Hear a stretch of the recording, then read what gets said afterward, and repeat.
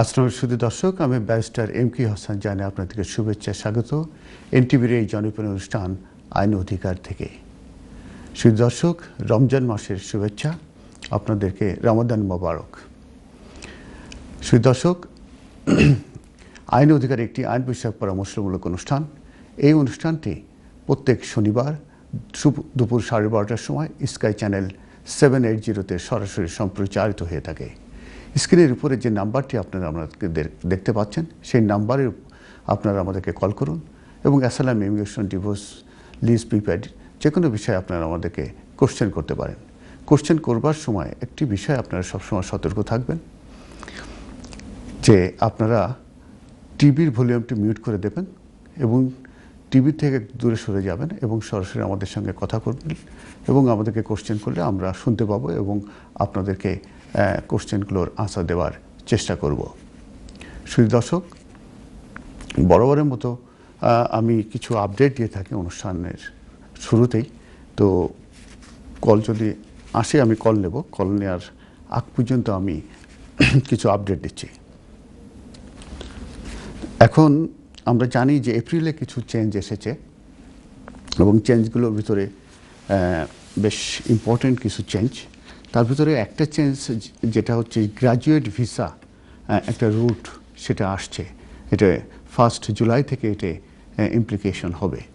আমরা জানি যে এই যে গ্র্যাজুয়েট রুট ভিসা যেটা, এটা কিন্তু 2008-এ ইন্ট্রোডিউস করা হয় এবং 2012-এ কিন্তু এটা অ্যাবলিশ করে দেওয়া হয় এবং পরবর্তীতে এইটার এই রুটটা যারা এদেশে ফরেন স্টুডেন্ট আসে তারা এখানে গ্র্যাজুয়েশন করার পরে কিংবা মাস্টার্স করার কিংবা পিএইচডি করার পরে তাদেরকে এখানে কাজ করবার একটা সুযোগ দেয়া হয়ে থাকতো, যেটা 2012-এ এটা তুলে নেওয়া হয় এবং তারপরের থেকে কিন্তু বিভিন্ন ভাবে এটা লবিং হচ্ছিল এবং বলা হচ্ছিল যেহেতু ফরেন স্টুডেন্টদেরকে অ্যাটাক করতে হলে তারা এখানে আসার পরে, পড়াশোনা করার পরে তাদেরকে এখানে ক্যারিয়ার বিল্ড আপের জন্যে কিংবা এক্সপিরিয়েন্সের জন্যে তাদেরকে আসলে আরও এক্সট্রা লিভ টু রিমেন দেওয়া উচিত এবং উইথ পারমিশন টু ওয়ার্ক।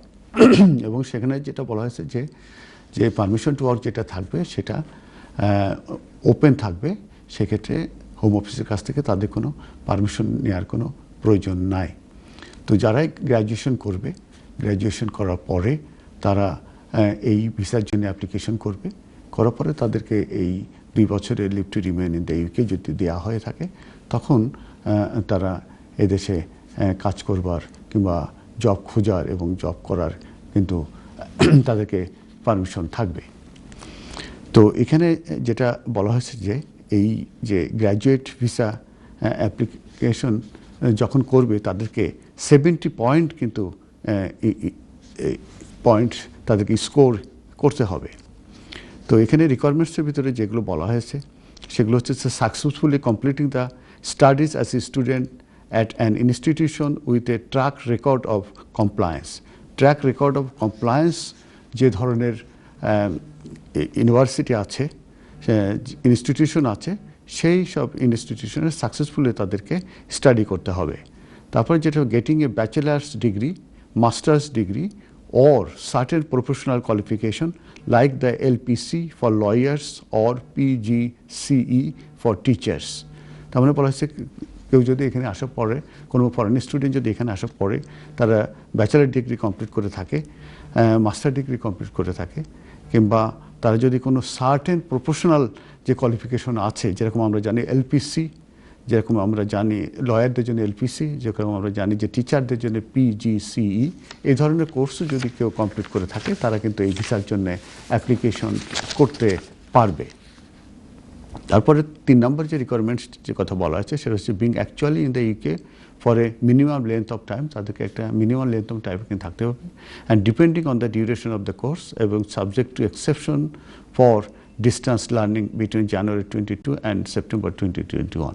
আমরা জানি আগে যখন 2008 থেকে 2012 পর্যন্ত যে পোস্ট স্টাডি ওয়ার্ক যে ভিসাটা ছিল সেখানে কিন্তু ডিস্টেন্স লার্নিংয়ের ব্যাপারে কিন্তু রেস্ট্রিকশন ছিল, কিন্তু এইবারে যেটা ইন্ট্রোডিউস করা হচ্ছে 1 জুলাই 2021 থেকে, সেখানে কিন্তু ডিস্টেন্স লার্নিংয়ের ব্যাপারে কিন্তু কনসেশন দেওয়া হয়েছে। কারণ আমরা জানি করোনা ভাইরাসের কারণে অনেক কোর্স কিন্তু ডিস্টেন্স লার্নিংয়ে হচ্ছে, তো যে কারণে ডিস্টেন্স লার্নিংয়ের কোনো কোর্স হলেও সেটা কিন্তু অ্যাকসেপ্টেবল হবে।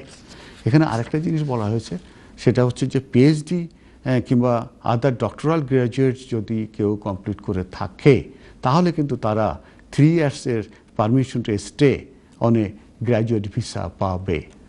আর যারা গ্র্যাজুয়েশন করবে কিংবা মাস্টার্স করবে, তারা কিন্তু 2 বছরের permission to stay on a graduate visa তারা পাবে। তার মানে যারা পিএইচডি কিংবা আদার ডক্টরাল গ্র্যাজুয়েট থাকবে, তাদের কিন্তু একটা অ্যাডভান্টেজ থাকছে, তারা আরও এক্সট্রা 1 ইয়ার পাচ্ছে। তার মানে তারা টোটাল 3 ইয়ার্সের permission to stay on a graduate visa তারা পাবে। তো এটা এখনও কিন্তু ইফেক্টিভ হয়নি। আমি যেটা বলছি, এটা ইফেক্টিভ হবে 1 জুলাই 2021 থেকে। অতএব স্টুডেন্টদের জন্য কিন্তু এটা একটা খুবই ভালো খবর, কারণ তারা এখানে আসার পরে যদি তারা পরপর পড়াশোনা করে গ্র্যাজুয়েশন করে কিংবা পিএইচডি করে কিংবা ডক্টরাল গ্র্যাজুয়েশন লেভেল করে, তাহলে কিন্তু তারা 2 থেকে 3 বছরে কিন্তু permission to stay on graduate visa থাকবে। এবং এই ক্ষেত্রে সুবিধা যেটা, তারা কিন্তু তাদের কোনো পারমিশন টু কোনো স্পন্সর এর প্রয়োজন নাই।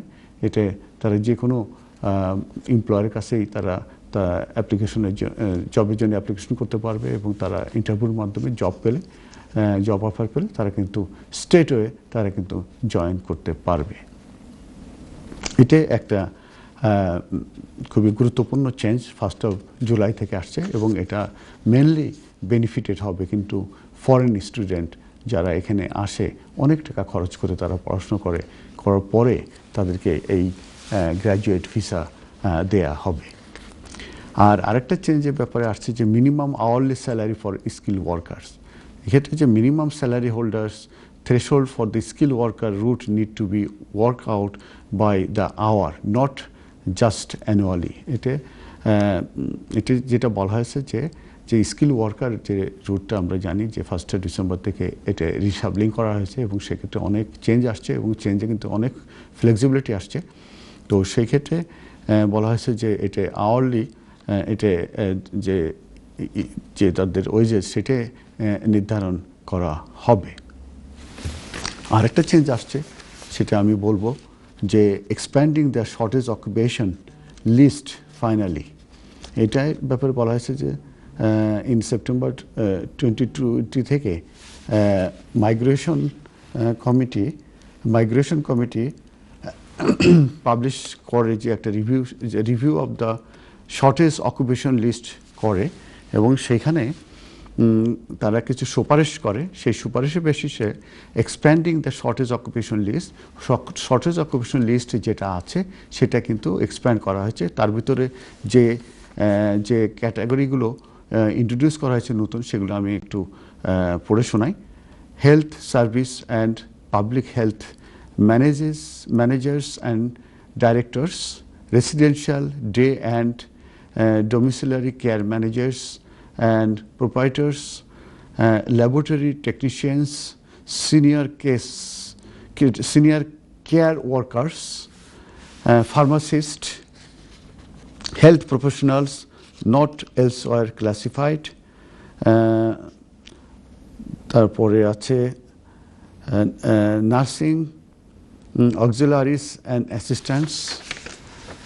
এই যেগুলো আমি পড়ে আপনাদেরকে শোনালাম, সেগুলো সম্পর্কে যেটা বলা হয়েছে যে এইটা শর্টেজ অকুপেশনে এটা এক্সট্রা এই জবগুলো ক্রিয়েট করা হয়েছে, মানে অ্যাড করা হয়েছে। এই ছিল মোটামুটি চেঞ্জগুলো, যেগুলো আমি আপনাদেরকে পড়ে শোনালাম। আর আমি এখন একটু কোয়ারেন্টাইন নিয়ে একটু আলোচনা করব। আমরা জানি যে প্রায় 33 দেশকে রেড লিস্টেড করা হয়েছিল আগে, এবং পরবর্তীতে রিসেন্টলি আরও কিছু দেশ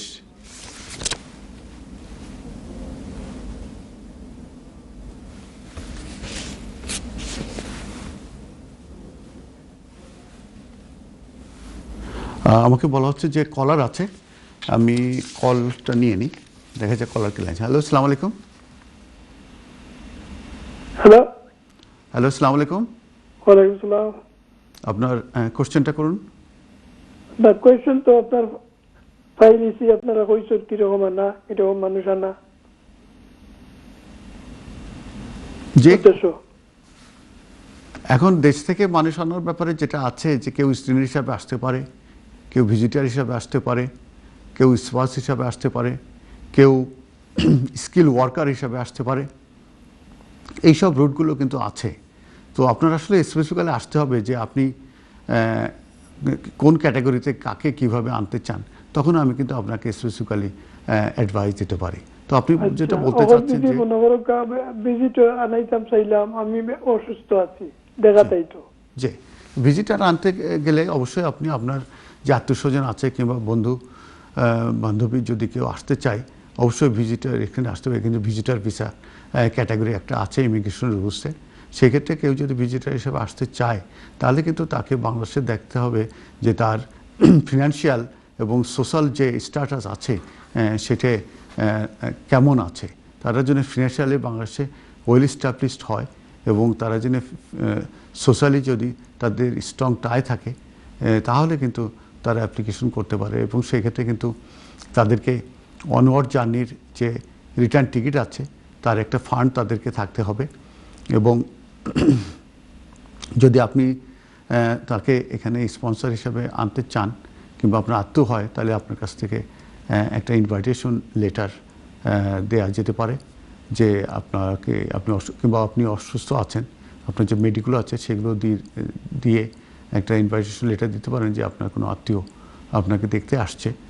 এইভাবে কিন্তু ভিজিটার হিসাবে আসতে পারে। তো সেই ধরনের ক্যাটাগরি আছে এবং এটা অনলাইনে অ্যাপ্লিকেশন করতে হয়। এবং তার সঙ্গে আমি যেটা বললাম যে ফিনান্সিয়াল সিচুয়েশন কি, তার পার্সোনাল ব্যাংক স্টেটমেন্ট, কোনো সেভিংস অ্যাকাউন্ট, সে যদি জব করে কিংবা সে যদি বিজনেস করে, সেই সব ডিটেলস এবং তার এভিডেন্স দিয়ে তাকে অ্যাপ্লিকেশন করতে হবে। এবং আপনি যে এখান থেকে স্পন্সর করছেন কিংবা এখান থেকে আপনি তাকে ইনভাইটেশন করছেন কিংবা আপনি যে অসুস্থ আছে আপনাকে দেখতে আসবে, সেই সংক্রান্ত ব্যাপারেও ডকুমেন্টগুলো কিন্তু আপনাকে প্রোভাইড করতে হবে এবং অনলাইনে একটা অ্যাপ্লিকেশন করতে হবে। করার পরে একটা ফিস দিতে হবে, দেওয়ার পরে এটা কিন্তু ওখানে সেন্টার আছে, সেন্টারে বায়োমেট্রিকের জন্য অ্যাপয়েন্টমেন্ট করতে হবে এবং তখন ওখানে ডকুমেন্টগুলো জমা দিলে তখন ইন্টার ক্লাস অফিসার একটা সময়ের ভিতরে একটা ডিসিশন দেবে, ইয়েস অর নো। এই হচ্ছে আপনি যদি ভিজিটার হিসেবে কাউকে আনতে চান। সবসময় আমি যেটা বলবো যে অ্যাপ্লিকেশন করার আগে একজন এক্সপিরিয়েন্স লয়ারের কাছে যে আপনি বুঝে শুনে আপনি অ্যাপ্লিকেশনটা করলে সেটা ভালো হবে। ধন্যবাদ আপনার কলের জন্য। নেক্সট কলার। Next caller. হ্যালো, আসসালামু আলাইকুম। সরি দর্শক, আমার গলাটা ভেঙে গেছে, একটু মনে হয় অসুবিধা হচ্ছে। হ্যাঁ, হ্যালো, আসসালামু আলাইকুম। কলার কি লাইনে আছেন? প্লিজ আপনার কোশ্চেনটা করুন প্লিজ। হ্যালো, আসসালামু আলাইকুম। ওয়ালাইকুম আসসালাম। জি, আচ্ছা, আমি জানতে চাচ্ছিলাম যে স্পাউস ভিসার প্রথম এক্সটেনশনের সময় A2 এক্সাম দেওয়া লাগে, এটা কি যে কোনো প্রতিষ্ঠান থেকে দেওয়া যায় না কোনো নির্দিষ্ট প্রতিষ্ঠান আছে ওইখান থেকে দেওয়া লাগে? এটা নির্দিষ্ট প্রতিষ্ঠান আছে। আমরা জানি যে হোম অফিসের যারা অ্যাপ্রুভড প্রতিষ্ঠান ইনস্টিটিউশন আছে সে তারাই একমাত্র দিতে পারে এই এই এই টেস্টটা, তারাই নিতে পারে। যেরকম ট্রিনিটি কলেজ আছে। ট্রিনিটি কলেজ আছে, এটা বুঝবো কিভাবে? তাহলে বার্মিংহাম থেকে যদি দিতে চাই? আপনি যেটা করবেন, আপনি গুগলে যাবেন, যাওয়ার পরে আপনি ওখানে ট্রিনিটি কলেজ যাবেন। ট্রিনিটি কলেজে যাওয়ার পরে তখন ওখানে আপনি দেখবেন যে আপনার যে কোর্সটা করবেন সেই কোর্সে যাবেন। এইবার কোর্সে যাওয়ার পরে দেখবেন যে আপনার ওই সেন্টারগুলো কোথায় কোথায় আছে। ওইটা লন্ডন, আপনার সেন্ট্রাল লন্ডনে আছে, বার্মিংহাম আছে, তারপরে আপনার বিভিন্ন অন্যান্য সিটিতে আছে। তখন আপনি সেই অনুযায়ী যেখানে আপনি সেন্টার দিতে চান সেই সেন্টারে টিক দিয়ে 140 পাউন্ড পে করলে এইভাবে দিয়ে আপনি বুকিং দিতে ট্রিনিটি কলেজের আন্ডারে যেটা পড়বে ওখানে লিস্ট দেয়া থাকবে যে যে জায়গায় ওইখান থেকে একটা সিলেক্ট করব। ওখানে সেন্টার থাকবে, বিভিন্ন সেন্টার থাকবে যে কোথায় কোথায় আপনার টেস্ট সেন্টার আছে এবং সেই টেস্ট সেন্টারে আপনি টেস্ট এই মুহূর্তে আপনি কোনো স্পেস আছে কিনা টেস্ট দেওয়ার জন্য, তাহলে আপনি বুকিং দিতে পারবেন। ঠিক আছে? Thank you. আচ্ছা, ঠিক আছে। আচ্ছা, ওকে, ধন্যবাদ। আসসালাম। আমরা দেখি কল থাকলে খুব শর্ট আমি কোশ্চেনটা নিয়ে আমরা ব্রেকে চলে যাব। আনসারটা তো এসে দিতে হবে। কলার কি আছে কিনা, তা নাহলে আমাদেরকে ব্রেক। হ্যালো হ্যালো কলার, আপনার কোশ্চেনটা একটু দ্রুত বলুন, আমাদেরকে একটা ব্রেকে যেতে হবে, আমি আনসারটা ব্রেক থেকে এসে দিব। হ্যালো কলার, শুনতে পান আমাকে? হ্যালো হ্যালো, আসসালামু আলাইকুম কলার। ব্যারিস্টার এম কে হাসান আপনাদেরকে শুভেচ্ছা এবং স্বাগত জানাই। দর্শক, আমাদের পবিত্র রমজান মাস চলছে, আমরা যারা রোজা আছি তারা অবশ্যই সামনে ঈদ আসছে, আমি ঈদের অ্যাডভান্স শুভেচ্ছা আপনাদেরকে জানাচ্ছি এবং আপনারা ভালো থাকুন, সুস্থ থাকুন, এটাই আমার কাম্য। যদি কলার থাকে আমি কল নেব, তাহলে আমি কিছু আপডেট আছে, সেই আপডেট সম্পর্কে আমি কিছু আলোচনা করব। কোনো কলার আছে কি না? ঠিক, ওকে। তো আমি কিছু আপডেটের ব্যাপারে যেটা বলছিলাম, যে কিছু কোশ্চেন প্রায় আসছে যে যারা প্রি সেটেলমেন্টে আছে, ইউ সিটিজেন যারা প্রি সেটেলমেন্ট স্ট্যাটাসে এখানে আছে, তারা কি তাদের ফ্যামিলি মেম্বারদেরকে স্পন্সর করতে পারবে কি না, এই কোশ্চেনটা কিন্তু কলার আছে। ঠিক আছে, আমি কলের গুরুত্ব দেবো। কলারকে লাইনে আছে। হ্যালো, আসসালামু আলাইকুম। হ্যালো, আসসালামু আলাইকুম। ওয়ালাইকুম আসসালাম। আমি ব্যারিস্টার সাহেবের নম্বর পাইনি আমি। জি, আপনি ওই অনুষ্ঠান শেষে আপনি যদি ওই এই নাম্বারে ফোন দিলে আপনি কন্ট্রোল রুম থেকে আপনাকে নাম্বারটা দেওয়া হবে। ঠিক আছে? আমি এই যেটা আমার একটা অ্যাপ্লিকেশন লাগে ব্যারিস্টার সাহেবের লগে গেলাফ করতাম, যদি কাইন্ডলি আমার নাম্বারটা টেক্সট করে দিন। জি জি, আপনি বা স্ক্রিনে যদি দেখাইলেন আমি পিক আপ করলাম। জি, ঠিক আছে, থ্যাংক ইউ ভাই। Next caller. হ্যালো, আসসালামু আলাইকুম। হ্যালো, আপনার ব্যারিস্টার সাহেবের ফোন নম্বরটা দিবা, যে অন্য যে টিভি আসুন। জি, আপনি ওই অনুষ্ঠান শেষে এই নাম্বারে কল আমি দিলে, শুনলাম না পরিষ্কার আপনার কথা। আমি বলছি যে আপনি অনুষ্ঠান শেষে এই এই এই নাম্বারে কল দিলে আপনাকে নাম্বারটা দিয়ে দেবে। থ্যাংক ইউ, থ্যাংক ইউ ভাই। Next caller. হ্যালো, আসসালামু আলাইকুম। তো আমি যেটা বলছিলাম যে প্রি সেটেলমেন্টে যারা আছে ইউ সিটিজেন, তারা কি ফ্যামিলি মেম্বারদেরকে স্পন্সর করতে পারবে কি না, এটা কিন্তু একটা বার্নিং ইস্যু ছিল।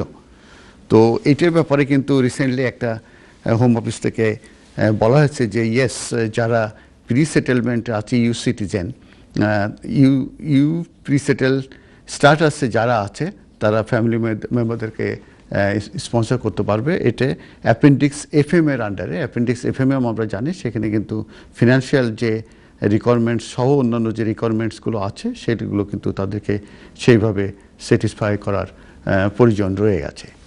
আরেকটা আপডেট যেটা আছে, আমরা জানি যে চাইল্ড যারা এখানে আছে, যখন তারা রেজিস্ট্রেশন যে ব্রিটিশ সিটিজেনের জন্য অ্যাপ্লিকেশন করে, তাদেরকে কিন্তু তাদের অ্যাপ্লিকেশন জন্য কিন্তু একটা বড় অঙ্কের ফিস তাদেরকে কিন্তু দেওয়া লাগে।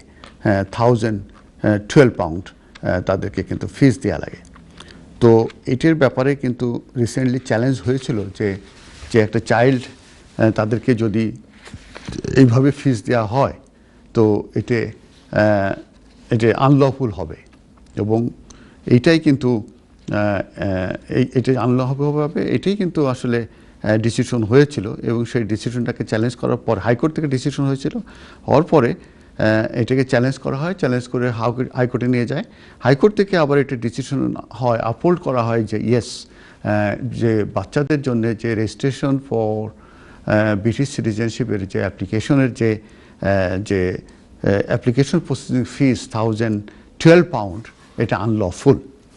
এখানে আরেকটু ইন্টারেস্টিং আমি একটু বলবো, সেটা হচ্ছে যে এই যে অ্যাপ্লিকেশনের যে ফিস 1012 পাউন্ড, এইটার ভিতরে কিন্তু 640 of the current fees is profit. 640 তাদের প্রফিট, এবং তাদের অ্যাডমিনিস্ট্রেটিভ কস্ট কিন্তু 372। তো যে কারণে এটা আসলেই আনলফুলি ডিক্লেয়ার। আমাকে বলা হচ্ছে কন্ট্রোল রুম থেকে একটি কলার লাইনে আছেন। হ্যালো, কলার কে লাইনে আছেন। আসসালামু আলাইকুম। হ্যালো হ্যালো, আসসালামু আলাইকুম। ওয়ালাইকুম আসসালাম। জি, ভালো আছেন ভাইয়া? আলহামদুলিল্লাহ, আপনি কেমন আছেন? জি ভালো আছি। আমি টিভিতে বলছি না। জি, আমি টিভিতে বলছি না। আপনি কোশ্চেন করবেন? জি, আমি প্রশ্ন করবো তো, টিভিতে কথা বলছেন না স্যার। আমাকে শুনতে পান আপনি? জি শুনতে পারছি তো। তাহলে আপনি কোশ্চেনটা করুন, আমি আনসার দিই। আচ্ছা, আমার প্রশ্ন হইলো, আমার মেয়ে আমি আনতামে দিছি আমার রাইটে, তো বয়স ওভার হয়ে গেছে কিছু, এরকম কোন সিস্টেম আছে আনার? আপনি ব্রিটিশ সিটিজেন? জি আমি ব্রিটিশ সিটিজেন। জি। আপনার মেয়ে ওভার 18? ওভার 18। জি। বাংলাদেশে আছে? বাংলাদেশে আছে। জি। এখন বাংলাদেশে ওভার 18 হলে অবশ্যই আপনি অ্যাপ্লিকেশন করতে পারবেন, সেক্ষেত্রে কোনো সমস্যা নাই। অ্যাপ্লিকেশন করতে পারবো মানে ওভার 18 এখন বর্তমানে 19 চলে, 19 মনে হয় ডিসেম্বরে গিয়া শেষ হয়ে যাব। তো তাহলে আপনার বাচ্চা জন্ম হয়েছিল কি আপনার ব্রিটিশ সিটিজেনশিপ হওয়ার আগে? ব্রিটিশ সিটিজেনশিপ আগে জন্ম ছিল। ওকে, তাহলে তো আপনাকে অ্যাপ্লিকেশন করতে পারেন, কিন্তু দেখাতে হবে যে সে কি একা আছে না মা আছে সেখানে? না, কেউ নাই, মা বাপ এখানে আমরা। তাহলে আপনি এই সিচুয়েশনে করতে পারেন, কিন্তু এই ধরনের কেসের আপনার ডিফিকাল্ট আর কি, ভেরি ডিফিকাল্ট। তো আপনি চেষ্টা করতে পারেন, প্রভিশন আছে অ্যাপ্লিকেশন করার জন্য। আন্ডার 18 হলে যেভাবে ইজি হয়, ওভার 18 হয়ে গেলে তখন কেসটা আর একটু ডিফিকাল্ট হয়ে যায়। ঠিক আছে, তারপরে আপনি চেষ্টা করতে পারেন। তো আপনার এই অ্যাপ্লিকেশন করার আগে আপনি আসলে ভালোভাবে বুঝে সুঝে সেভাবে অ্যাপ্লিকেশনটা করবেন, কারণ অ্যাপ্লিকেশন ফিসও অনেক বেশি, এবং এই ক্ষেত্রে প্রসপেক্ট অফ সাকসেসটাও আসলে অ্যাসেস করা উচিত। তো আপনি যে কোনো একজন লয়ারের কাছে যে 1-to-1 বুঝে আপনি অ্যাপ্লিকেশনটা করেন, তবে অ্যাপ্লিকেশনের প্রভিশন আছে। Thank you for call. Next caller. Hello, আসসালামু আলাইকুম। হ্যালো, আসসালামু আলাইকুম। ওয়ালাইকুম আসসালাম। আচ্ছা, আমি একটা জিনিস জানতে চাই, আমার একটা ভাই আর কি আপনার 2005-এ এই দেশে আসছিল 1 ইয়ারের ওয়ার্ক পারমিট বিষয়ে, আর যেটাও আছে না বিভিন্ন সমস্যা, দেশও তার সমস্যা আছে, যেটাও আছে না। এখন সে আজকে আপনার এই আর কি আপনার রিফিউজি কোনো করতে পারবো না, অ্যাপ্লিকেশন করতে পারবো না। কি জব, কি বুঝলাম না আপনার কোশ্চেনটা। আমার সে 2005-এ আসছে, এসে ওভারস্টে হয়ে গেছে, তাই না? জি জি। তো এখন আপনি কি জানতে চান? এখন রিফিউজি অ্যাপ্লিকেশন করতে পারবো।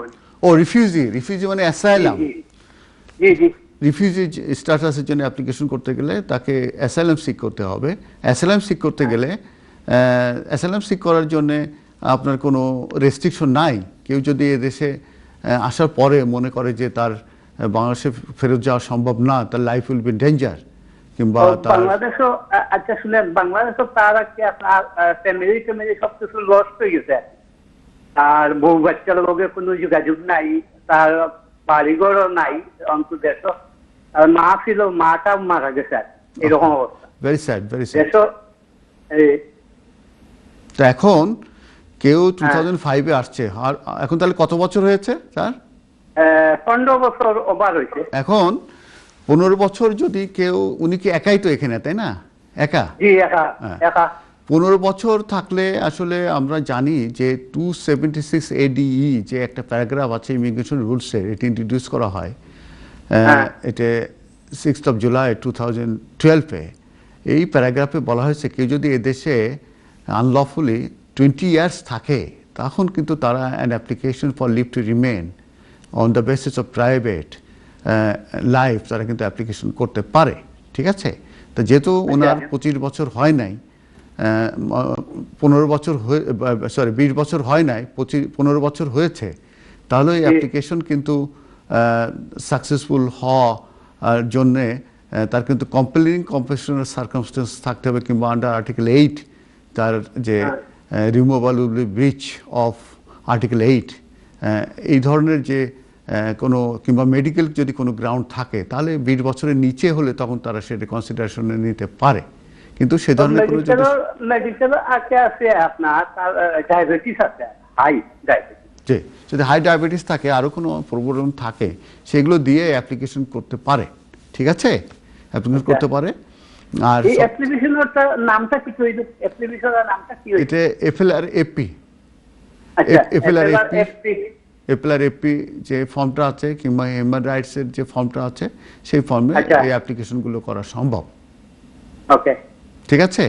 তবে 20 বছর হলে পরে তার কিন্তু সে যদি প্রমাণ করতে পারে কিভাবে আসছিল এবং সেখান থেকে যে এখানে আছে কিন্তু অফিসিয়াল ডকুমেন্টগুলো যদি তার থাকে, তাহলে কিন্তু 20 বছর হওয়ার পরে সে যদি প্রমাণ করতে পারে যে সে 20 বছর ধরে আছে, তাহলে কিন্তু অ্যাপ্লিকেশনটা সাকসেসফুল হওয়ার সম্ভাবনা আছে।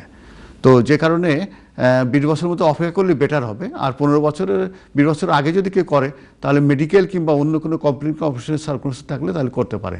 ঠিক আছে? সেই দর্শক, এই অনুষ্ঠানটি প্রত্যেক শনিবার দুপুর 12:30টার সময় স্কাই চ্যানেল 780-তে সরাসরি সম্প্রচারিত হয়ে থাকে। আমি ব্যারিস্টার এমপি হাসান আপনাদেরকে শুভেচ্ছা জানাই অনুষ্ঠানে। সেই দর্শক, কলার যদি থাকে আমি কল নেব। হ্যালো, আসসালামু আলাইকুম। হ্যালো, আসসালামু আলাইকুম। ওয়ালাইকুম আসসালাম। হ্যাঁ ভাই, আমার নাম রহমান। আমার প্রশ্ন হচ্ছে, আমি রিসেন্টলি 7 বছর রুটে আমার ছেলের দিয়ে ফ্যামিলি রুটে আমি ভিসা পেয়েছি। কংগ্রেচুলেশন। হ্যাঁ, এবং আমার ছোট একটা মেয়েও আছে 2 বছরের উপরে, এই 2 বছর 3-4 মাস সে ভিসা পেয়েছে। কিন্তু ভিসা যখন অ্যাপ্লিকেশন করছিলাম আমার ওয়াইফ সহ, কিন্তু আমার ওয়াইফ কোভিডে মারা যায়।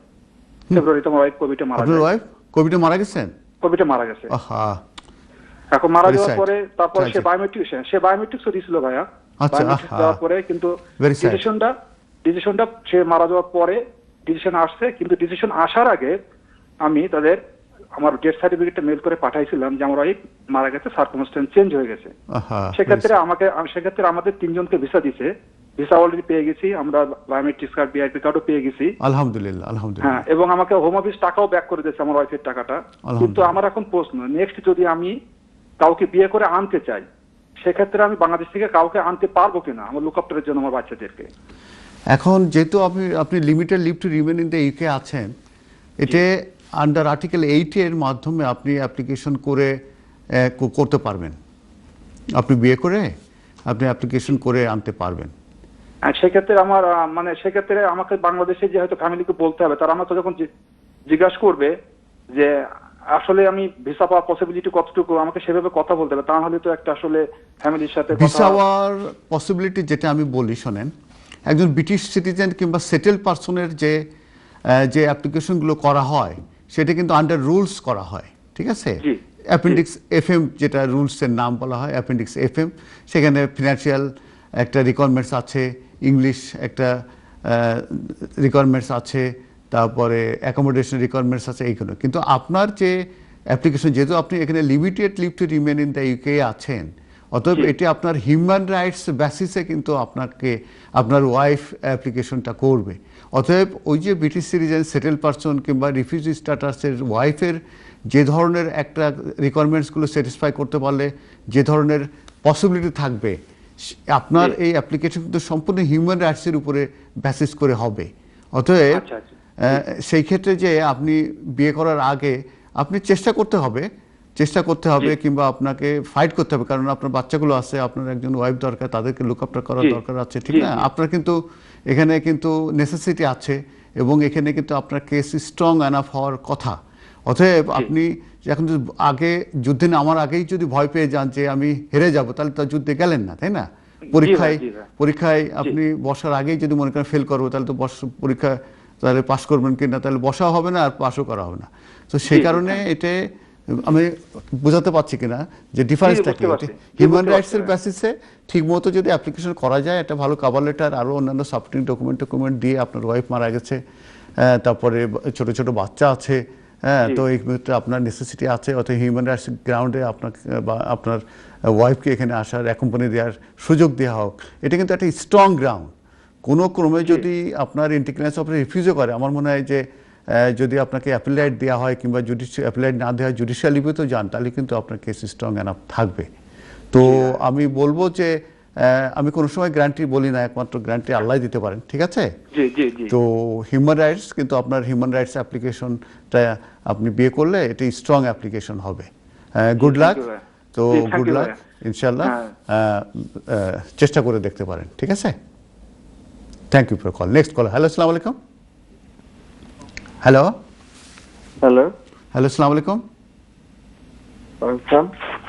আপনার কোশ্চেনটা করুন ভাইয়া। জি, আপনার কোশ্চেন। আমার হচ্ছে 3টা কোশ্চেন আছে আর কি। কোশ্চেন নাম্বার 1 সেটা হচ্ছে কেউ যদি হ্যালো হ্যাঁ বলে যান, আপনি বলে যান, আমি শুনতে পাচ্ছি। হ্যাঁ, কেউ যদি ধরেন ডিজেবল বেনিফিটে থাকে লন্ডনে, সে যদি স্পন্সরশিপ দেয় কাউকে আনার জন্য, সেক্ষেত্রে স্পন্সরশিপটা কি কার্যকর হবে? কোন ধরনের স্পন্সর দিচ্ছে, কোন ধরনের ভিসার জন্য ইনভাইটেশন দিচ্ছে? ভিজিট ভিসার জন্য আনতে চাচ্ছে, কিন্তু সে আছে ডিজেবল বেনিফিটে লন্ডনে, তার সে যদি স্পন্সরশিপ দেয় সেক্ষেত্রে তার ভিজিট ভিসার যে যাকে আনতে চাচ্ছে সেক্ষেত্রে কার্যকর হবে কিনা। দ্বিতীয় কোশ্চেন সেটা হচ্ছে যদি কেউ ধরেন আরেকজন, সে চাকরি করতেছে ঠিকই ভালো বেতনের, এবং সে স্পন্সরশিপ দিল ভিজিট ভিসার জন্য, যে ব্যক্তি ভিজিট ভিসাতে আসলো সে কোনো কারণে আবার যদি অ্যাসাইলাম নেয় দেশে, যে ব্যক্তি ভিসাটা স্পন্সরশিপ দিল তার স্পন্সরশিপ কি ফল্টে যাবে নাকি সে তার স্পন্সরশিপটা ইন ফিউচারে সে যদি আর কাউকে দিতে চায় কার্যকরী হবে কিনা। তৃতীয় নাম্বার কোশ্চেন সেটা হচ্ছে কারো যদি সেভিংস থাকে ওভার 80,000 পাউন্ড সেভিংস থাকলে পারা, সেক্ষেত্রে সে তার স্পাউসকে উইদাউট ওয়ার্ক না দেখা আনতে পারবে কিনা। ধন্যবাদ, আপনার কোশ্চেনগুলো পেয়েছি, আপনি আমাকে শুনতে থাকুন। প্রথম কোশ্চেন সেটা হচ্ছে যে কেউ যদি বেনিফিটের পরে পাবলিক ফান্ডে থাকে তাহলে সে স্পন্সরশিপ করতে পারবে কিনা ইনভাইটেশন। অবশ্যই সে ইনভাইটেশন করতে পারবে, তবে আমি যেটা বলছিলাম আমার অনুষ্ঠানের প্রথম দিকে যে ভিজিটর অ্যাপ্লিকেশনে কিন্তু যে অ্যাপ্লিকেন্ট তার ফিনান্সিয়াল এবং তার সোশ্যাল যে এস্টাবলিশমেন্ট কিংবা টাই বাংলাদেশে কি আছে সেটাই কিন্তু এন্ট্রি ক্লিয়ারেন্স অফিসার কিন্তু অ্যাসেস করবে। তো যে কারণে যদি কেউ আসতে চায় তার যদি অনওয়ার্ড যে জার্নি আসা এবং যাওয়া, এখানে যদি থাকার খরচ কিংবা চলাফেরার খরচ, এগুলো যদি তার এনাফ অ্যাডুকুয়েট মানি থাকে এবং তার যদি ভালো ইনকাম থাকে বাংলাদেশে, এবং তার যদি সিকিউর জব থাকে কিংবা সিকিউর বিজনেস থাকে, তার এনাফ সেভিংস থাকে, তাহলে কিন্তু সেই ক্ষেত্রে কিন্তু তার যে ফিনান্সিয়াল সিচুয়েশন স্ট্রং এনাফ হচ্ছে, এবং সেই ক্ষেত্রে কিন্তু এটা পজিটিভ হিসাবে নেবে এন্ট্রি ক্লিয়ারেন্স অফিসার, এবং তার অ্যাপ্লিকেশন কিন্তু পজিটিভ হিসাবে ওয়েট দেবে। আর এখান থেকে যে ইনভাইটেশন করছে সে বলবে যে আমার আত্মীয় সে আসছে, জাস্ট এইটুকুন বললেই হলো, সে আর আসলে ফিনান্সিয়াল কোনো রেসপন্সিবিলিটি না নিলে তাহলে পরে সে বেনিফিটে থাকলে কোনো সমস্যা হবে না। কিন্তু যে পাবলিক ফান্ডে আছে সে যদি আবার ফিনান্সিয়াল রেসপন্সিবিলিটি নেয় তাহলে কিন্তু আবার সমস্যা হবে, অতএব এই দিকে একটু খেয়াল রাখতে হবে। প্রথম কোশ্চেনের আনসারটা আশা করি আপনি বুঝতে পেরেছেন। সেকেন্ড কোশ্চেনটা ছিল হচ্ছে আপনার সেকেন্ড কোশ্চেনটা ছিল যে থার্ড কোশ্চেন ছিল যে 80,000 আপনার সেভিংস আছে, তাহলে স্পাউস হিসাবে কাউকে স্পন্সর করতে পারবেন কিনা। ইয়েস, 80,000 যদি আপনার কন্টিনিউয়াসলি মোর দেন 6 মান্থ যদি আপনার সেভিংস থাকে, তাহলে আপনার এমপ্লয়মেন্টের যে আপনার ফিনান্সিয়াল রিকোয়ারমেন্টসের যে এমপ্লয়মেন্টের যে 6 মান্থের যে ইনকাম 18,600 সেটা আর দেখানোর প্রয়োজন নাই। আপনার ওই সেভিংস যেটা আছে এটা যদি কন্টিনিউয়াসলি 6 মান্থ যদি আপনার থাকে মোর দেন 60,000, তাহলে কিন্তু ফিনান্সিয়াল রিকোয়ারমেন্টস যে রিকোয়ারমেন্টস আছে সেটা কিন্তু স্যাটিসফাই করবে। আশা করি আপনার কোশ্চেন। আর ওই সেকেন্ড কোশ্চেন ছিল সেটা হচ্ছে যে কোন ফুল টাইম কাজ করছে ঠিকই, সে যদি ভালো চাকরি করতেছে এবং স্পন্সরশিপ দেওয়া হলো, এবং সে ভিজিটার এই দেশে আসার পরে যদি অ্যাসাইলাম তার কোনো ইম্প্যাক্ট করবে কিনা। ইম্প্যাক্টের ব্যাপারে আসলে কোনো ক্রিমিনাল লায়াবিলিটিস হবে না, কিংবা হোম অফিস তাকে কোনো কিছু জিজ্ঞেসও করবে না যে তুমি, কারণ কি কাউকে ভিজিটার হিসাবে ইনভাইটেশন করার পরে তারপরে তো আসলে স্পন্সরে তো আর কন্ট্রোল থাকে না। তো যে কারণে একবার কথা উঠছিল যে কিছু করা যায় কিনা, কিন্তু সেটা আর কিন্তু কার্যকরী হয় নাই। তো আসলে এ পর্যন্ত আমি দেখেছি যে স্পন্সরশিপে যে স্পন্সর করে তার উপরে কোনো রকমের কোনো সমস্যা হয় না। তবে হ্যাঁ, ভবিষ্যতে যদি সে আবার স্পন্সর করতে চায় তখন হয়তো তার কোনো সমস্যা হলেও হতে পারে, কিন্তু পার্সোনাল কোনো লায়াবিলিটিস নাই কিংবা ক্রিমিনাল কোনো লায়াবিলিটিস নাই। মানে সেকেন্ড টাইমে সে যদি আবার কাউকে স্পন্সরশিপ দিতে চায় তাহলে সেটা বোধহয় কার্যকর হবে না। সেই কার্যকর মানে কি, তারা তখন যদি তারা এন্ট্রি ক্লিয়ারেন্স অফিসার যদি সেইভাবে জানতে পারে যে আগে স্পন্সর করেছিল এবং সে রয়ে গেছে, সেই ক্ষেত্রে হয়তো নেগেটিভ একটা ইম্প্যাক্ট করতে পারে। ঠিক আছে। আচ্ছা, আর ওই অ্যামাউন্টের ব্যাপারে বলছিল যে ক্যাশ না থাকে যদি আপনার আয় সাথে থাকে, অথবা স্টক আইসাতে থাকলে হবে, আপনার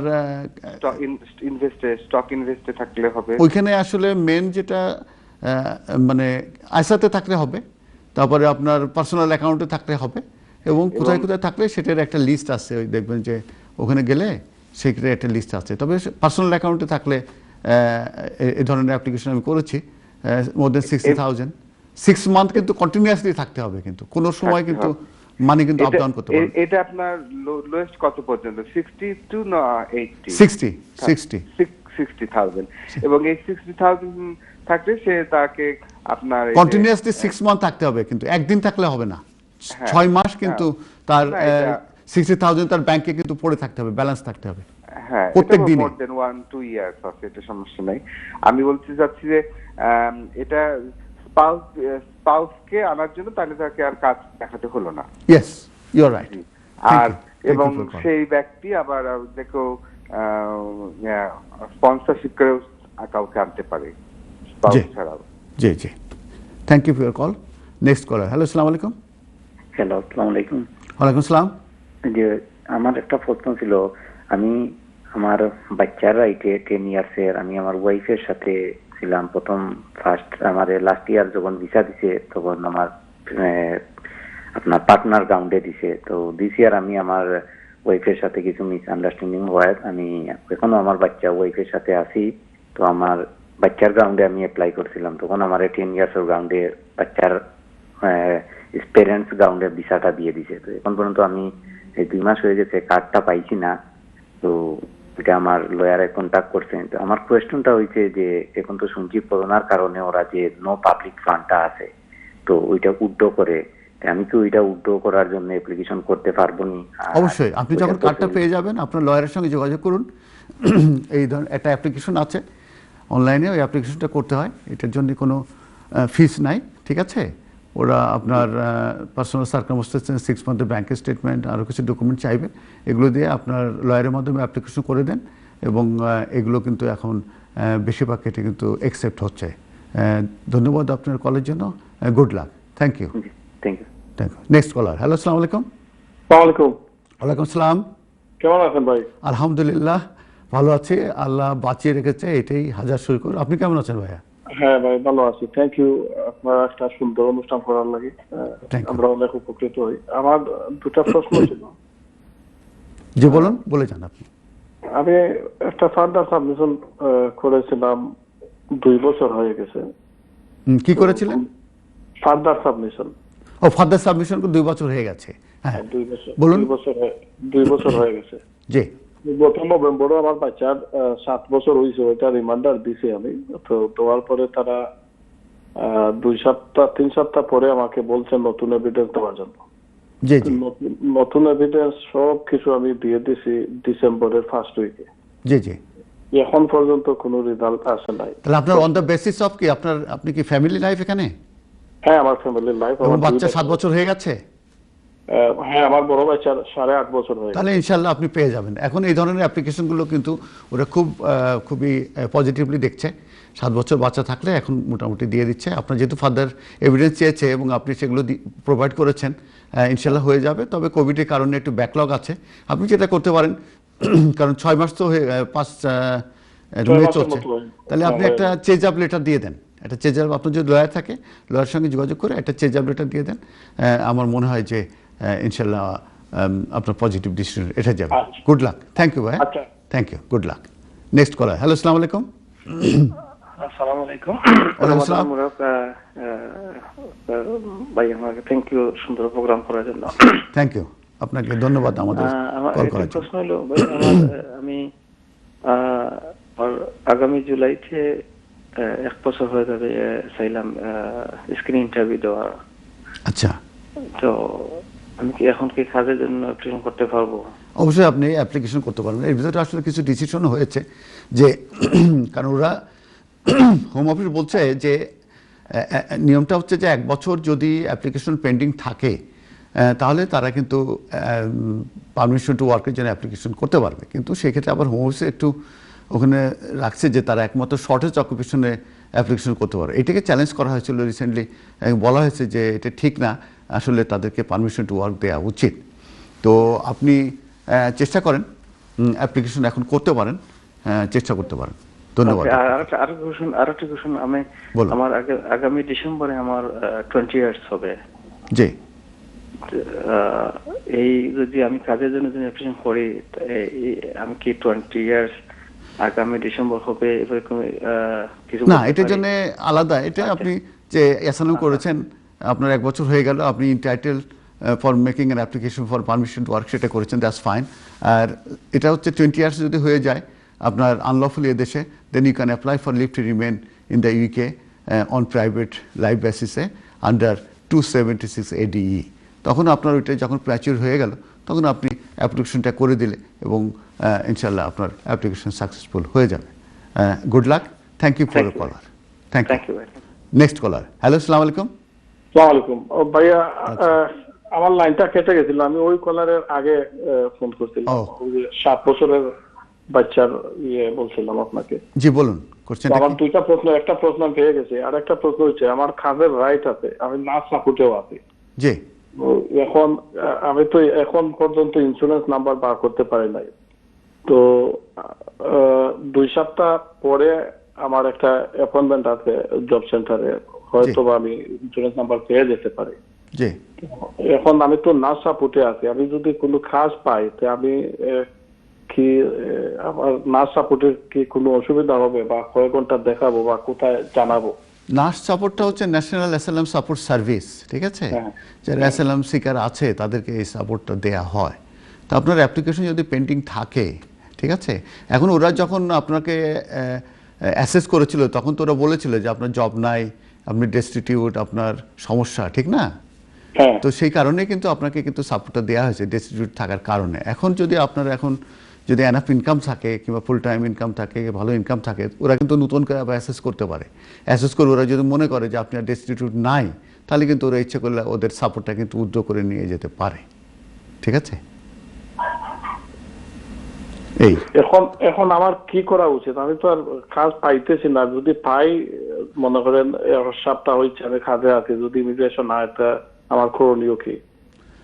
এখন অপশন হচ্ছে যে আপনার কাজ যদি আপনি পান, তাহলে কাজ পেলে ওদেরকে তো বলতে হবে আপনাকে, তাহলে ওরা আবার অ্যাসেস করে তখন হয়তো ওরা রাখতে পারে, দেখবে যে কত পরিমাণ ইনকাম হচ্ছে, আপনি দিয়ে চলতে পারবেন কিনা। যদি এটা সম্ভব না হয় তাহলে কিন্তু আপনাকে সাপোর্টে রেখে দিতেও পারে, ঠিক আছে? আবার ওরা আইন অধিকার থেকে। আমি ব্যারিস্টার MQ হাসান আপনাদেরকে শুভেচ্ছা জানাই। সুধী দর্শক, আমরা কল নিচ্ছিলাম, প্রচুর কলার আসলে লাইনে আছে। যদি কলার থাকে আমি কল নেব, তাহলে আমি কিছু ডিসকাশন। হ্যাঁ, আমি কল নিয়ে নিই। হ্যালো, আসসালামু আলাইকুম। ওয়ালাইকুম আসসালাম। আমি ট্যাক্স বিষয়ে কথা বলতে পারবো? জি, কার সঙ্গে? আপনার সঙ্গে ট্যাক্স বিষয়ে কথা বলতে পারবো?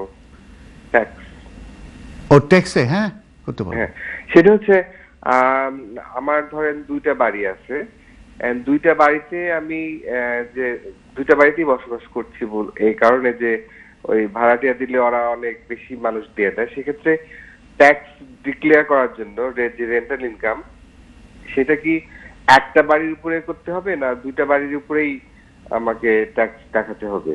এটা আপনার ধরেন সাবলেট দিয়ে হিসাবে ভাড়া দিয়ে আছে, কিন্তু আমি যে ট্যাক্স অ্যাকাউন্টেন্ট আছে সে বলছে আপনি একটা বাড়িতেই ফুল ট্যাক্স দেন আর একটা বাড়িতে আপনি থাকেন, সেটা বললে হবে। কিন্তু আমি মনে করতেছি আমি যদি 2 বাড়ি বলি যে আমি তো সাবলেট দিয়ে রাখি, তো বলে যে উনি বলতেছে আপনি তো সেরকম বিরাট একটা বড় লোক না যে আপনার 2টা বাড়িতেই থাকবেন। আমি 2টা বাড়ি রাখার উদ্দেশ্য যে পুরা বাড়ি যা ভাড়া দিয়ে দিলে এখানে অনেক ভাড়াটিয়ারা ঠিক মতন ভাড়া দেয় না, এই জন্য রুম রেখে দিছি যে সেই বাড়িটা আমিও থাকি আর কি। বুঝতে পারছি? ট্যাক্সের ব্যাপারে আসলে আমি তো অ্যাকাউন্টেন্টে এক্সপার্ট, তবে একটা জিনিস হচ্ছে যে আপনার 2টা যদি আপনার প্রপার্টি থাকে, আপনার একার নামে যদি থাকে, তাহলে তো একটা বাই টু লেট হবে আর একটা তো আপনার নামে হোমওনার হিসাবে থাকবে, ঠিক আছে? হ্যাঁ। তো হোমওনার হিসাবে আপনি যেটা থাকছেন সেটা তো আপনার নিজের, ওইটা তো আর কোনো ট্যাক্স দেওয়ার প্রশ্ন হচ্ছে না, আপনার ওখানে তো কোনো ইনকাম নাই। কিন্তু যেটা বাই টু লেট, সেটা যদি আপনি রেন্ট দেন, তাহলে কিন্তু ওইটা রেন্টেবল ইনকাম, ওইটা ট্যাক্সেবল ইনকাম ওইটা, যেহেতু ওইটা বাই টু লেট এবং আপনি ওইটা রেন্টিং করছেন এবং কমার্শিয়াল পারপাস ইউজ হচ্ছে, অতএব ওই ইনকামটা কিন্তু আপনার ট্যাক্সেবল ইনকাম। তো অতএব আপনার যে অ্যাকাউন্টেন্ট সাহেব যেটা বলেছে সেটা কিন্তু রাইটও বলেছে। এখন এটা খুব প্র্যাকটিক্যাল না কিংবা রিয়েলিস্টিক না যে আপনি দুইটা বাসাতেই থাকেন, বুঝতে পারছেন? তো এটা বলে অনেক জিনিস আছে যে এটা রিয়েলিস্টিক কিনা, এটা যেটাকে বলা হয় যে এটা বাস্তব কিনা। হ্যাঁ, আমি একটা কথা বললাম, দেখা গেলো যে এটা বাস্তব কিনা, তো রিয়েলিস্টিক কিনা। তো এখন যদি আপনি ট্যাক্সের কাছে দাবি করেন যে আপনি দুই বাসাতেই থাকেন, হ্যাঁ, তখন রিয়েলিস্টিক্যালি কিন্তু ওরা মানতে চাইবে না, ওরা কিন্তু এটাকে অ্যাকসেপ্ট করতে চাইবে না যে দুইটা বাসাতে থাকার প্রয়োজনটা কি। হ্যাঁ, এখন যদি এরকমও থাকে যে আপনার সেকেন্ড হোম, আমার তো সেকেন্ড হোম হিসেবে একটা বাড়ি থাকতে পারে না, সেকেন্ড হোম ইউজ করতে হবে। তো আপনি যদি, তবে হ্যাঁ, আপনি যদি ভাড়া না দেন, ওটা যদি এমনি থাকে, তাহলে তো আপনার ওখানে কোনো ইনকাম থাকছে না, তাহলে তো আর ট্যাক্সের প্রশ্ন আসছে না। না, আমি বলছি যে সেকেন্ড হোম হিসেবে আমার ধরেন দুইটা বাড়ি, ফার্স্ট হোম এবং সেকেন্ড হোম, এবং দুই বাড়িতেই আমি কম বেশি থাকতেছি এবং রুম শুধু লেট দিচ্ছি। ফার্স্ট বাড়িতে রুম দু একটা রুম লেট দিচ্ছি, সাবলেট, পুরা বাড়ি আমি ভাড়া দিই না। এখন রুমে যদি লেট দেন, রুমের যে ইনকাম সেটা কিন্তু ট্যাক্সেবল আসবে। হ্যাঁ, যে কোনো ইনকামই, যে কোনো ভাবেই ইনকামটা আসুক না কেন, হ্যাঁ, আর প্রপার্টি রিলেটেড যদি একটা রুমও ভাড়া দেন, আপনি যদি নিজে থেকেও যদি একটা রুম ভাড়া দেন, সেটা কিন্তু ট্যাক্সেবল আসবে। এবং যদি আপনি ট্যাক্স ক্রেডিট নিয়ে থাকেন, সেক্ষেত্রেও কিন্তু ডিসক্লোজারের ব্যাপার থেকে থাকে যে কোনো ইনকাম। সেটাই বলছি যে আমার কি দুই বাড়িতেই সেই ট্যাক্সের কথা সাবমিট করতে হবে, না শুধু এক বাড়িতে করতে হবে? এক বাড়িতে আপনি যেটা থাকছেন সেটা তো হোম ওনার, সেটা তো আর ট্যাক্স দেওয়ার কোনো প্রশ্ন নেই, সেটা কিন্তু কোনো ইনকাম নাই। যদি আরেকটা বাসা যদি ইনকাম থাকে, এক মিনিট, সেটা যে বাড়িতে থাকতেছে হোম ওনার, সেই বাড়িতে আমি একটা রুম ধরে সাবলেট দিলাম, এই সাবলেটটা আমি ট্যাক্স শো করতে হবে? সেটা যে কোনো ইনকাম, একটা রুম ভাড়া দিয়েও যদি হয় অফিসিয়ালি, আপনি যে কোনো ইনকামই হোক না কেন, একটা রুম দিয়েই হোক, আপনি ছোট একটা কাজ করেই হোক, কিংবা ইভেন যে পার্সোনাল ইনজুরি হয়, পার্সোনাল ইনজুরির পয়সাও কিন্তু এখন ট্যাক্সেবল। এবং সেটা কিন্তু পার্সোনাল ইনজুরি, সেটাও কিন্তু যারা পার্সোনাল ইনজুরি ডিল করে তারা কিন্তু আপনার ওই যে ওই ডিপার্টমেন্টে যোগাযোগ করে দেখে যে এটা ট্যাক্সেবল কিনা। ওরা যদি এক্সাম্পট দেয় তাহলে ট্যাক্স দেবে না, তাহলে কিন্তু ট্যাক্স কেটে নিয়ে তারপরে বাদবাকি পয়সা দেয়। অতএব আপনি একটা রুমও যদি ভাড়া দেন, that will be treated as income and that's no be disclose to the tax credit. যদি আপনি থাকেন সেখানে ডিসক্লোজ করতে হবে, কিংবা আপনার রেন্টাল ইনকাম হিসাবেও সেটা কাউন্ট হবে। হ্যাঁ, বুঝছি। তাহলে এক্ষেত্রে আমার তাহলে দুইটা বাড়িতে ধরেন আমি থাকছি এবং দুইটা বাড়িতে রুম রেন্ট দিচ্ছি এবং ট্যাক্স দেখাচ্ছি, তাহলে সেক্ষেত্রে আমার দুইটা বাড়ি, আমার যে ট্যাক্স অ্যাকাউন্টেন্ট উনি শুধু ডিডাক্ট করতেছে একটা বাড়ির আপনার মর্গেজ, তাহলে আমি তো এই বাড়িতে যদি ট্যাক্স দিচ্ছি, তাহলে এই বাড়ির মর্গেজটা তো আমি ডিডাক্ট করবো। আমি তো এই বাড়িতে যেহেতু ট্যাক্স পে করছি, তাহলে যে বাড়িতে থাকছি সেই বাড়ির মর্গেজ আমাকে দিতে হচ্ছে, সেই মর্গেজ টাকাটা আমাকে মাইনাস করব। এখন তো মর্গেজে যে সেটা তো আর খুব বেশি তো দেওয়া যায় না বোধহয় এই বছরে।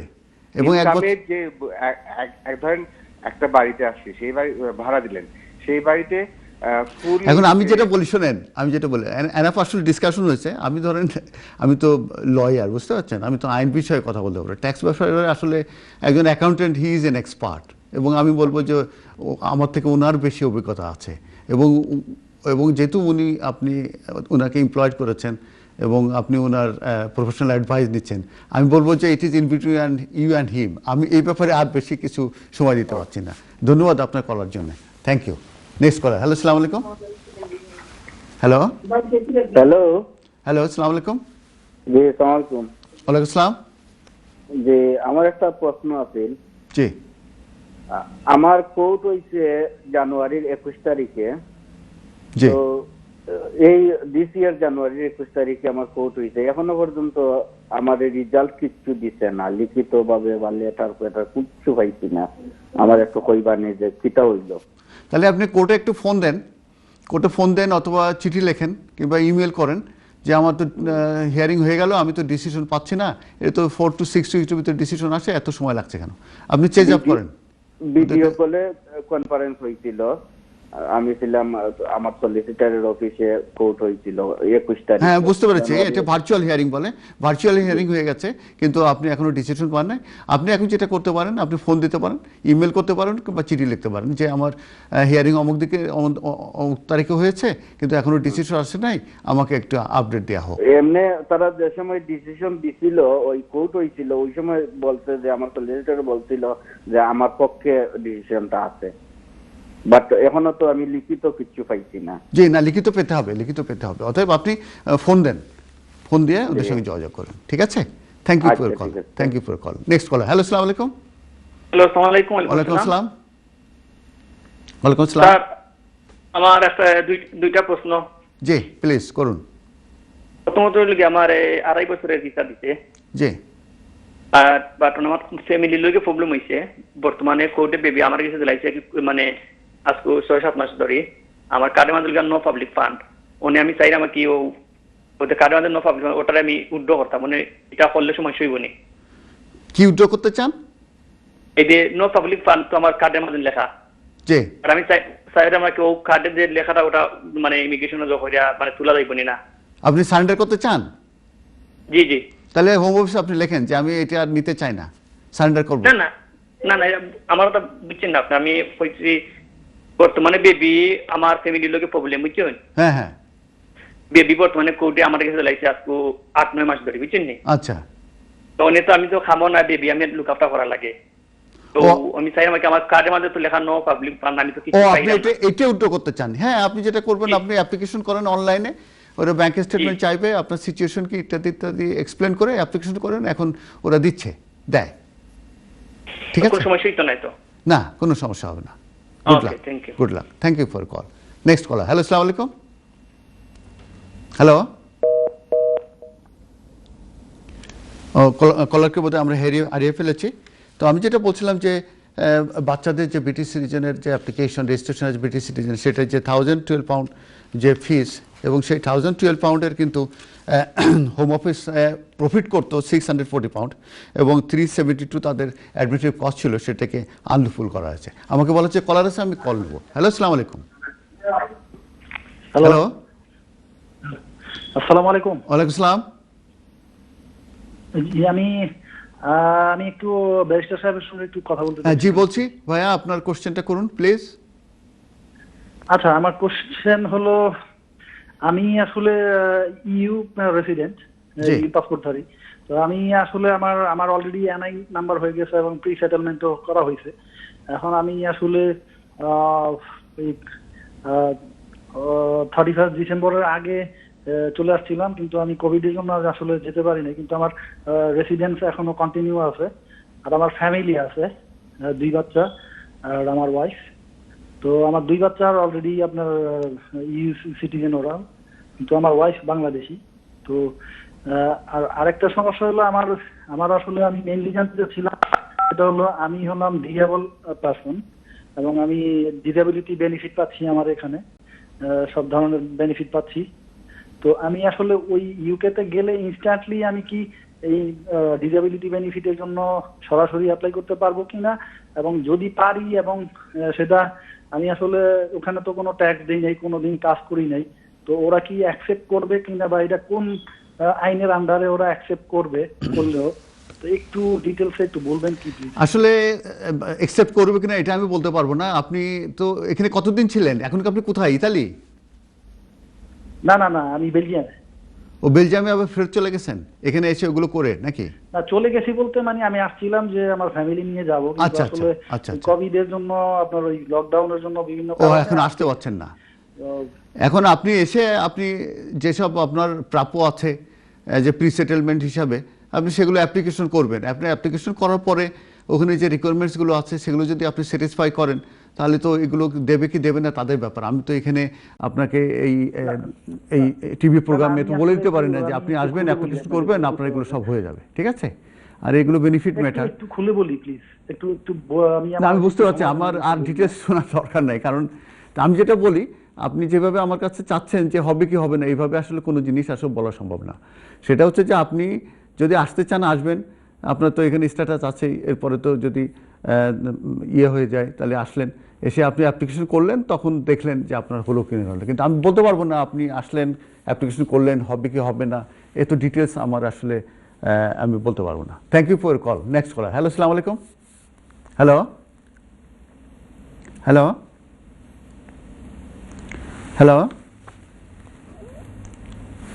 হ্যালো, হ্যাঁ আসসালামু আলাইকুম, কোশ্চেনটা করুন ভাইয়া।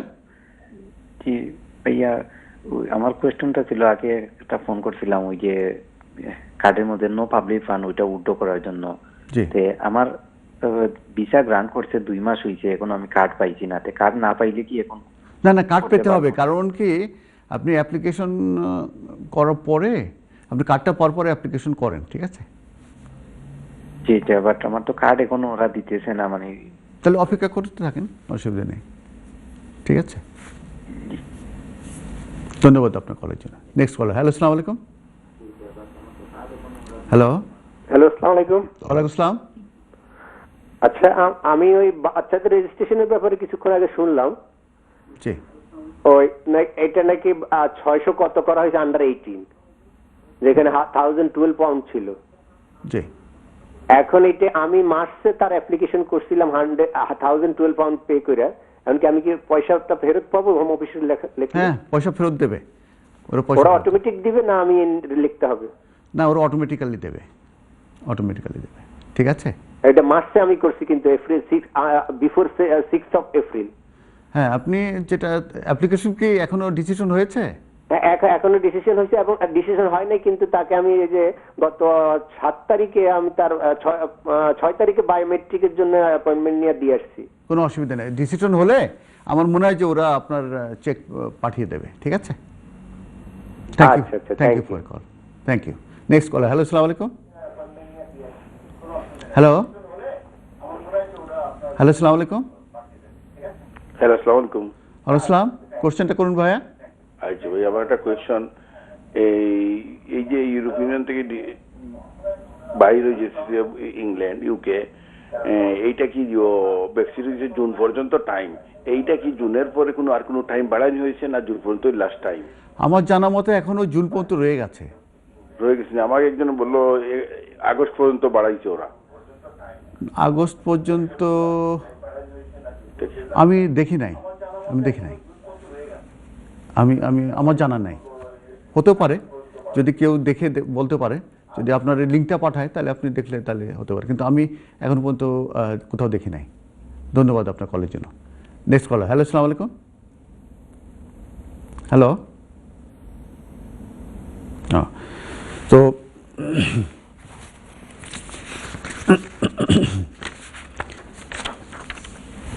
শুধু দর্শক,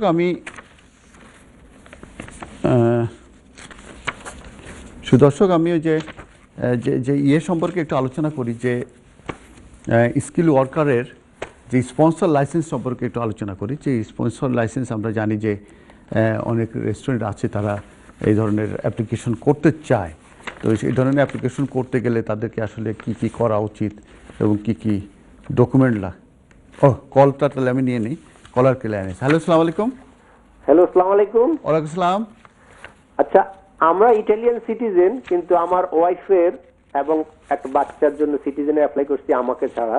জি, এই ব্রিটিশ সিটিজেন, কিন্তু তার ওই যে বাংলাদেশি পাসপোর্টটা আছে সেটা উল্লেখ করছি, তার ডেট অফ বার্থ হিসেবে এবং বাংলাদেশি হিসেবে তো এক জায়গায় লিখলামই। এখন কি বাংলাদেশি পাসপোর্টে আবার তার উল্লেখ করতে হবে আছে সে হোল্ড করছে? ওইখানে অ্যাপ্লিকেশনে ইসেতে যেভাবে ছিল, জি, সেইভাবে আপনাকে টিক দিয়ে যেতে হবে এবং সেইভাবে। এখন ওখানে কোশ্চেনগুলো কিভাবে ছিল আমি তো ওখানে লেখা আছে ever held or currently hold or ever held other nationalities.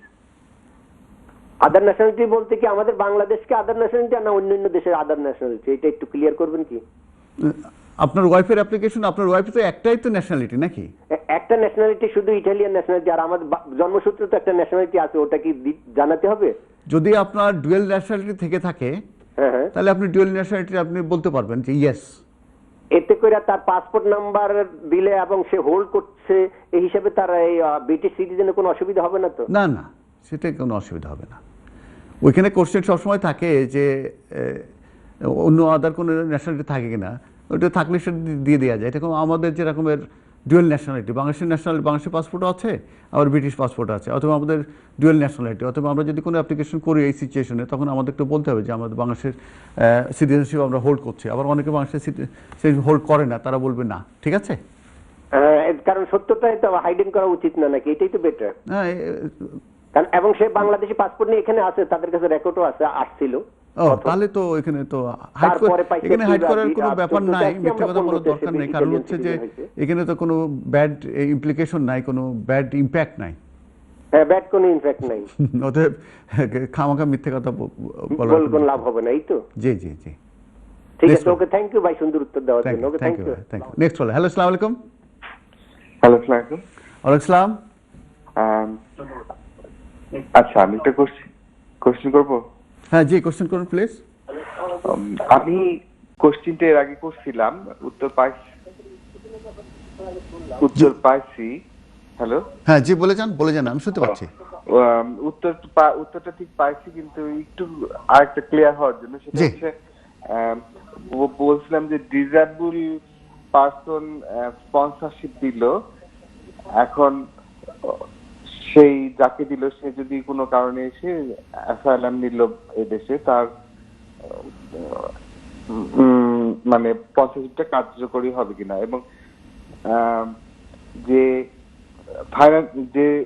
Disable person sponsorship দিল কিন্তু তার ফাইন্যান্সিয়াল সাপোর্ট দিতে পারছে, সেক্ষেত্রে সে যদি তার ফ্রেন্ডকে রেকমেন্ড করে যে ফাইন্যান্সিয়াল দেওয়ার জন্য, আমি ধরেন তার ফ্রেন্ড, আমি তাকে ফাইন্যান্সিয়াল হিসেবে সাপোর্ট দিলাম যে যাকে আনছে, তাতে আমার তো কোনো এফেক্ট হবে না, যে কোনো কারণে আমি জানি না, কারণ একটা ব্যক্তিকে আনছি, সে অ্যাসাইলাম কেস করতেও পারে, এবং সেক্ষেত্রে আমি তো ফাইন্যান্সিয়াল সাপোর্ট দিচ্ছি, আমার তো কোনো অসুবিধা হবে না, এটা জানার জন্য।